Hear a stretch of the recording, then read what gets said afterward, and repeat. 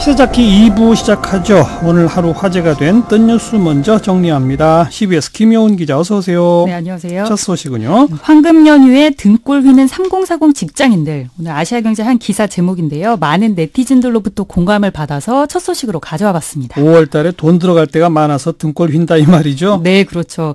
내일이 일단 어린이날이고요. 그리고 일요일, 그리고 대체공휴일인 월요일까지 모두 사흘을 쉬는데 당장 이렇게 큰 돈을 써야 하는데 이 돈을 어떻게 마련할지 모르겠다. 뭐 이렇게 다들 고민하고 있다는 내용이었습니다.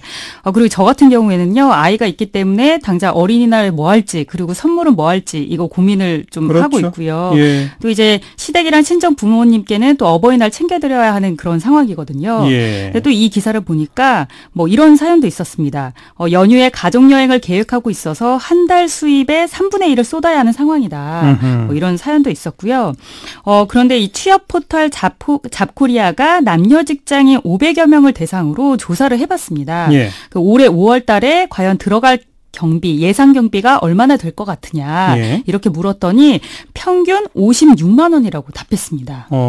그러니까 이거는 5월에만 특별히 더 들어가는 돈인 거잖아요. 네, 그렇죠. 그러니까 이 어버이날에는 29만 원. 이건 이제 예상 경비 평균치인데요. 예, 예. 어버이날 29만 원, 어린이날 14만 원, 스승의 날 5만 원, 그리고 21일 부부의 날 8만 원.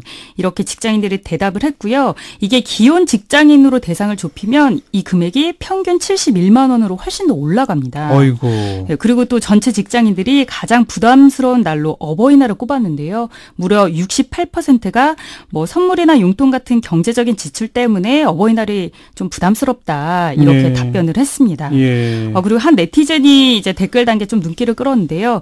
자기 형편에 맞게 행복에 맞게 하면 되지 않느냐 이렇게 댓글을 그렇죠. 달았는데, 그렇죠. 예. 그 실제로도 전문가들은요, 그 가정의 달 문화가 너무 소비 위주로 가고 있다. 이런 소비 위주의 문화에 대해서 다시 한번 생각해볼 필요가 있다. 이렇게 지적을 하고 있습니다. 뭐 아까 읽어주신 댓글이 정답이에요. 자기 형편에 맞게 행복에 맞게. 그죠? 네. 다음 뜬 뉴스는요. 네, 대학 주점이 금지된다는 소식에 온라인에서 갑론을박이 벌어지고 있습니다. 축제를 앞두고 있죠? 네네. 다음 주에 이제 예정돼 있는데요. 교육부가 각 대학에 술을 팔지 말아라 이렇게 공문을 보냈습니다. 예. 학생들이 주류 판매업 면허 없이 주점을 운영하는 등 주세법 위반하는 것을 사전에 예방해달라 이렇게 요청했습니다. 학생들이 당연히 주류 판매업 면허가 없겠죠. 네. 그런데 그냥 학내 주점 이렇게 만들어서 파는 건 법 위반이다? 네, 그렇습니다. 이 주세법을 위반하면요. 3년 이하의 징역이나 3천만 원 이하 벌금에 처해질 수 있습니다. 어허. 그러니까 당장 주점을 계획했던 학생들 사이에서 불만이 터져나오고 있는데요. 일단 연세대 총학생회 같은 경우에는 입장문을 냈습니다. 국세청과 교육부는 주점 행사가 오랜 기간 진행된 대학생들의 축제라는 점을 고려하고 학생들의 이야기를 들었어야 한다. 이렇게 유감을 나타냈고요. 네. 건국대 총학생회도 안타까운 심정이다. 이렇게 밝혔습니다. 또 이제 온라인에서도 대학교의 낭만이 사라진다. 주점을 통해서 친구들끼리 친해졌었는데 정말 아쉽다. 이런 반응들도 나왔는데요. 네. 주점 금지 당연하다. 이런 입장도 있었습니다. 찬성론은 어떤 입장이에요?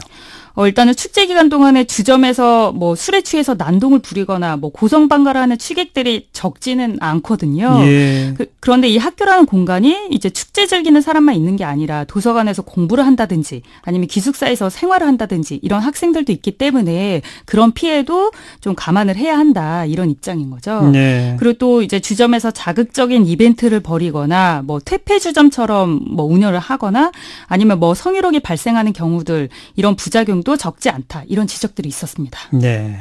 여러분들은 어떻게 생각하실지 모르겠네요. 찬반론을 다 소개해드렸는데. 자, 다음 뉴스는. 네, 올해 노벨문학상 시상이 연기됐습니다. 그런데 이게 2차 세계대전 이후에 처음 있는 일이라고 합니다. 그게 다 미투 운동 때문이라면서요? 네, 그렇습니다. 예. 그 수상자를 선정하는 스웨덴 할리먼이 오늘 공식 성명을 냈습니다. 최근 성추문 의혹으로 수상자를 선별할 상황이 아니라고 결론 내렸다. 이렇게 밝혔는데요. 노벨문학상 수상자가 통상 매년 10월에 종신위원들의 투표로 결정이 됩니다. 네. 그런데 종신위원 중에 카타리나 프로스텐손이라는 사람이 있는데 이제 그 사람의 남편이 지난해 11월에 미투에 연루됐다는 그렇죠. 의혹이 제기가 됐습니다. 예. 이제 당시 여성 무려 18명이 이제 프로스텐손의 남편인 사진작가 장클로드 아르노로부터 이제 1996년부터 최근까지 성폭력을 당했다 이렇게 주장을 했는데요. 예. 결국에 프로스텐손을 포함한 종신위원들이 7명이나 무려 사퇴를 했습니다. 그렇죠. 네. 그런데 이게 노벨상 다른 부문 시상에는 뭐 전혀 영향이 없다고 하고요. 다만 올해 노벨 문학상 수상자는 없고 이제 내년에 함께 상을 받을 예정이라고 합니다. 예. 네, 여하튼 이번 사태로 미투 운동의 위력을 좀 새삼 확인할 수 있었는데요. 반면에 출판계와 서점가는 좀 울상이지 않을까 싶습니다. 그렇겠네요. 또. 왜냐면 이게 노벨상의 계절, 이제 가을이 노벨상의 계절이라고 불려서 정말 노벨상 특수를 누렸었는데 이번에는 기대할 수 없게 된 거죠. 네. 자, 우리 김효은 기자 업무 조정 때문에 오늘이 마지막 방송이라고요. 네, 그렇습니다. 그동안 수고 많았습니다. 네, 감사합니다.